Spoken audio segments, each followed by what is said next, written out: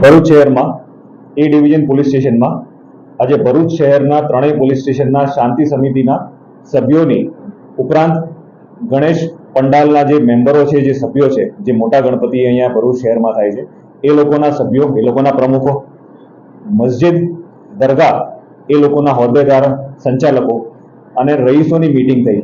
આ મીટિંગમાં આશરે 200 થી 250 જણ હાજર હતા. આ મીટિંગનો મૂળ ઉદ્દેશ્ય ભરૂચ શહેરમાં શાંતિથી આગામી તહેવાર ઉજવાય અને કોઈ પણ બનાવો ન બને તે ઉદ્દેશ હતો.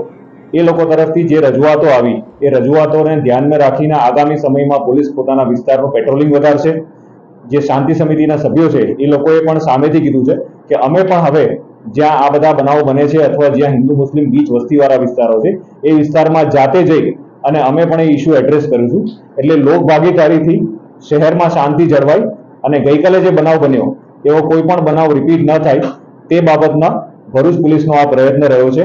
આગામી સમયમાં લોકો તહેવાર શાંતિથી ઉજવે અને કોઈ પણ ઉશ્કેરણીજનક બનાવ ન બને તેની તકેદારી પણ ભરૂચ પોલીસ રાખશે.